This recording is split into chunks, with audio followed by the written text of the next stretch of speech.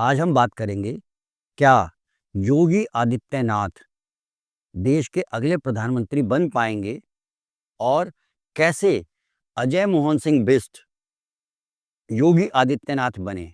आइए आज हम जानते हैं योगी आदित्यनाथ जी की कुंडली में आने वाले समय में क्या लिखा है। नमस्कार, मैं अनिल कुमार सिंह, एस्ट्रो अनिल कुमार से। योगी आदित्यनाथ जी का जन्म 29 दिसंबर 1971 को सुबह 7:47:30 पर पौड़ी गढ़वाल के एक पंचुर गांव में हुआ। कुछ लोग इसे शाम का समय मान के चलते हैं, पर उस कुंडली से इनके पिछले अगर हम देखते हैं, कुछ इवेंट्स वगैरह देखने की कोशिश करते हैं, वो मैच नहीं होते हैं। इनका धनु लगन उदय हो रहा है, जिसमें नवमेश सूर्य बैठा है। एक प्रखुर, प्रतिभाशाली और एक बहुत ही मुखर व्यक्तित्व दिखाता है, जो धर्म के लिए लड़ मरने को तैयार रहता है। फोर्थ लॉर्ड जुपिटर और 12th लॉर्ड मार्स का आपस में एक्सचेंज है, जो यह दिखाता है धर्म के लिए यह व्यक्ति अपना घर बार भी छोड़ने के लिए तैयार है।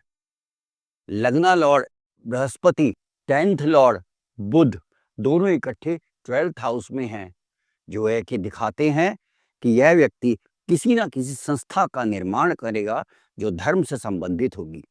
Second Lord Shani, 6th Lord शुक्र का आपस में एक्सचेंज योग है, यानी 9th लॉर्ड 10th लगन में आकर प्रबल हो गया, दो एक्सचेंज योग लेके बैठा है, तो यही योगी आदित्यनाथ हो सकता है। बचपन में इन्हें सूर्य की दशा केवल 2 वर्ष के लिए मिली, तो बचपन बहुत ही साधारण बीता। इसके बाद इनकी 10 वर्ष के लिए चंद्रमा की दशा आई, जो कि 3rd लॉर्ड शनि के साथ 6ठे घर में बैठा है। इसमें छोटे भाई बहन होना भी दिखाता है, तो इनके 5 छोटे भाई बहन चंद्रमा की दशा में हुए। इसके बाद मंगल की दशा आई इनकी लगभग 12 साल के बाद। यहाँ से पढ़ाई लिखाई शुरू हुई। 7 वर्ष के लिए मंगल की दशा थी। जिस उम्र में इन्होंने कुछ पढ़ाई लिखाई वगैरह करी, इनकी मैथ्स में कुछ विशेष रुचि थी, तो हेमवती नंदन बहुगुणा यूनिवर्सिटी से इन्होंने मैथ्स में स्नातक भी किया। ग्रेजुएशन करने के बाद 1994 में इन्होंने गोरखनाथ मठ को ज्वाइन किया, जहां पर अजय मोहन सिंह का बिष्ट का नाम मठाधीश ने योगी आदित्यनाथ दिया। इसके बाद 18 वर्ष की इनकी राहु की दशा आई। राहु एग्रेशन का और पॉलिटिक्स में इंटरेस्ट दिखाता है। यहाँ से ये कुछ और भी राम जन्मभूमि के आंदोलन वगैरह से जैसे पहले जुड़ ही चुके थे, और इन्होंने गोरक्षा वगैरह के लिए भी शुरू कर दिया आंदोलन। सन 2002 में इन्होंने हिंदू युवा वाहिनी का संगठन किया, जिसमें कि इन्होंने गोरक्षा, अपराध के खिलाफ एक युवाओं को साथ लेकर मंच बनाया, जो देश के अलग अलग राज्यों में कार्य करता था। 1990 में इनकी राहु की दशा शुरू हुई और इसी में ये पहली बार सांसद बने। दशा थी राहु में बुध।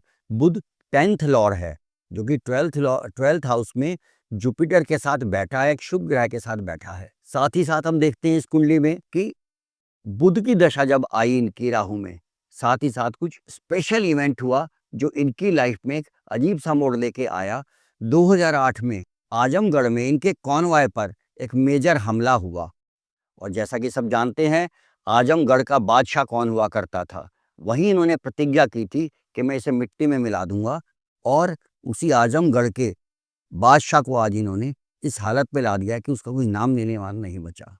अब हम बात करेंगे इनसे जुड़ी कुछ कॉन्ट्रोवर्सीज की, जिसकी वजह से ये बहुत ज़्यादा देश में चर्चा में आए। 2013 को याद कीजिए, मुजफ्फरनगर में अचानक रात को ऐसे दंगे भड़के, 2 संप्रदाय के लोग आपस में भिड़ गए और किसी एक खास संप्रदाय के लोगों को मुजफ्फरनगर छोड़ के जाना पड़ा, जहां इनके हेट स्पीचेस को बहुत ही प्रमुखता से कुछ वीडियो चैनल्स पे दिखाया गया, जिसकी वजह से इनके ऊपर काफ़ी केसेस वगैरह भी हो गए थे। 2017 में उत्तर प्रदेश के इलेक्शंस हुए, जिसमें कि इन्हें टिकट मिला और यह प्रचंड रूप से जीत हासिल कर वापस आई।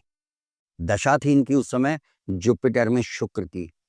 आम लोगों के लिए अक्सर यह दशा बहुत ही विपरीत दशा साबित होती है, पर इनका राहु दूसरे घर में शुक्र के ही साथ बैठा हुआ है, तो इसने इन्हें प्रचंड जीत दी और बीजेपी एक बहुत अच्छा प्रदर्शन कर वापस आई। इसके बाद वहाँ पर सीएम के नाम की घोषणा होने की तैयारी हो रही थी। देश के एक प्रतिष्ठित पॉलिटिशियन जो काशी विश्वनाथ मंदिर में जाकर दर्शन कर आए थे और अपने नाम की घोषणा की प्रतीक्षा कर रहे थे, उनकी बातों से महसूस होने लगा था कि जैसे यूपी के सीएम की गद्दी पर वही बैठेंगे। लेकिन जैसा कि भारतीय जनता पार्टी में एक प्रथा रही है कि जो नाम चर्चा में आए उसे पीछे धकेल दिया जाता है, और अचानक योगी आदित्यनाथ का नाम सर्वसम्मति से घोषित कर दिया गया। और जैसे ही इनका नाम घोषित हुआ, इन्होंने तुरंत वहां से यूपी से अवैध बूचड़खानों का बंद करवाना शुरू कर गया, जिससे कि इन्होंने आने वाले समय में ये किस कार्य को करने के लिए यहाँ आए हैं, वह एक इस कार्य को अपना पहले ही एक दिखा दिया। पहला टर्म जो था इनका बहुत ही नॉर्मल गया, लेकिन आतंकवाद और अपराध का इन्होंने नेस्तनाबूद करना शुरू कर दिया। चुन चुनकर अपराधियों को इन्होंने देश से बाहर निकाल फेंका। कुछ ऐसे अपराधी थे जो दिल्ली में आकर कहा करते थे पुलिस से कि हम यह अपराध किया था, हम यूपी में जाकर छुप गए थे, वो भी आके सरेंडर करने की मांग करने लगे।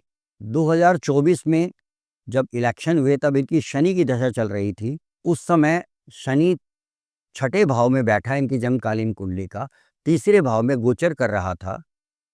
तो इनके साथ एक नाइंसाफ़ी हुई, जो इन्होंने सांसदों की इलेक्शन के लिए नाम की एक सूची सेंटर को सौंपी थी, उसे बदल दिया गया और इसकी वजह से यूपी में बीजेपी की बहुत अच्छी जीत नहीं हो पाई। लेकिन अब मई 2027 में इनकी दशा होगी शनि में बुध की। उस समय यूपी में इलेक्शन होनी है। शनि इनका षष्टम छठे घर का स्वामी है और 10th हाउस में 34 बिंदु में गोचर कर रहा होगा, बहुत ही मजबूत स्थिति में होगा। बुध इनका 12वें भाव में लग्न लॉर्ड जुपिटर के साथ बैठा है, जो यह दिखाता है इनकी जीत अवश्य होगी और इनकी टक्कर का कोई योग्य उम्मीदवार भी सीएम पद का नहीं है। तो यह सीएम तो अवश्य बनेंगे, लेकिन क्योंकि शनि बुध की दशा इनकी जनवरी 2030 तक चलनी है और 2029 में भारत में पार्लियामेंट के इलेक्शन हैं, तो शनि बुध की दशा में ही इनका पद परिवर्तन भी दिखाई दे रहा है, क्योंकि बुध 12वें भाव में बैठा है। तो क्या यह एक सवाल उठता है, इन्हें सेंटर में होम मिनिस्ट्री या डिफेंस मिनिस्ट्री मिल सकती है? जैसा पहले भी बताया जा चुका है, 2030 में विश्व युद्ध की बिगुल बजेगा और इनकी कुंडली में भी शनि में केतु की दशा होगी। सप्तम भाव में केतु बैठा है और सप्तम भाव एक युद्ध को दिखाता है। तो क्या उस समय ये इस तरह के किसी बहुत बड़े पद पर भारत में होंगे? यह तो आने वाला समय ही बताएगा, लेकिन इनकी कुंडली से कहीं भी ऐसा नहीं लगता कि ये भारतवर्ष के प्रधानमंत्री बन पाएंगे। जुड़े रहिए हमारे साथ इस तरह की और रोचक वीडियोस के लिए। जय श्री कृष्णा।